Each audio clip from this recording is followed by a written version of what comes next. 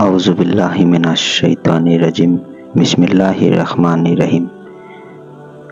আসসালামু আলাইকুম ওয়া ৰাহমাতুল্লাহি ওয়া বাৰাকাতুহু।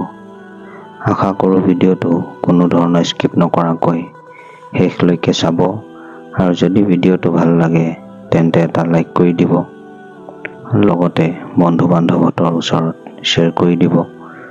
মোৰ চেনেল ইছলামিক সবক সাবস্ক্ৰাইব কৰি দিব, লগতে বেল আইকনটো টিপি দিব,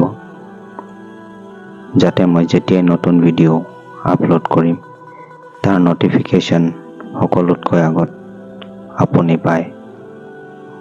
পুলচিৰাত। প্ৰশ্ন: পুলচিৰাত কি?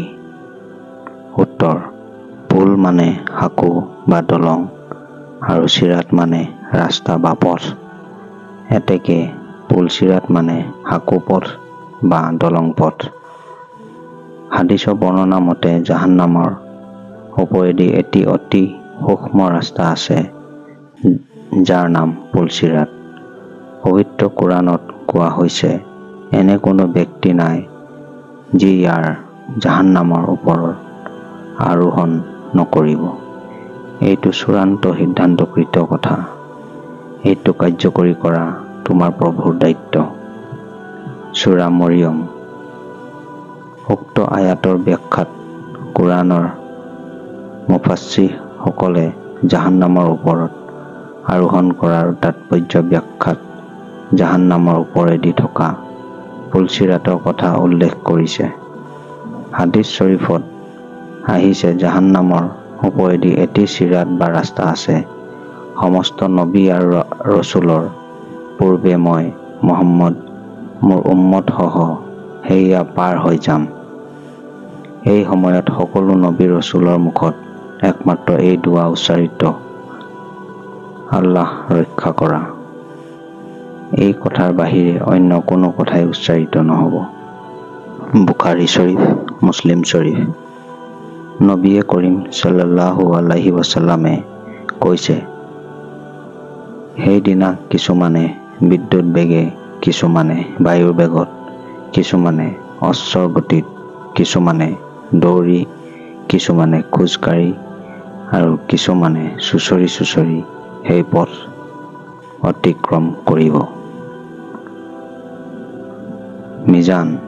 প্ৰশ্ন: মিজান মানে কি? ইয়াৰ দ্বাৰা কি কৰা হ'ব? উত্তৰ: ওজনৰ পৰাই মিজান শব্দৰ উৎপত্তি, যাৰ অৰ্থ তৰজু বা পাল্লা। কিয়ামতৰ দিনা প্ৰত্যেকৰে পাপ আৰু পুণ্য পৰিমাপ কৰা হ'ব। দুনিয়াত যেনেকৈ বিভিন্ন বস্তু ওজন বা পৰিমাপ কৰা তৰজু বা যন্ত্ৰ আছে, তেনেকৈ কিয়ামতৰ দিনা মানুহৰ পাপ পুণ্য মিজানত পৰিমাপ কৰা হ'ব। এই সম্পৰ্কে পবিত্ৰ কোৰাণত কোৱা হৈছে, সেইদিনা পাপ পুণ্যৰ সঠিক পৰিমাপ কৰা হ'ব।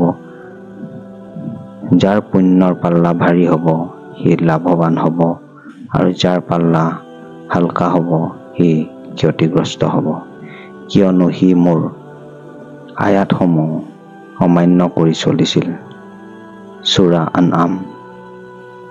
প্ৰিয় দৰ্শক, আজিৰ ভিডিঅ'টো ইমানতে সামৰিছোঁ। পৰৱৰ্তী সময়ত আকৌ অন্য এটি বিষয়ৰ ভিডিঅ' লৈ আপোনালোকৰ ওচৰত আহিম। আৰু এটা জৰুৰী অনুৰোধ, চেনেলটো ছাবস্ক্ৰাইব কৰিব নাপাহৰিব। আসসালামু আলাইকুম। আল্লাহ হাফিজ।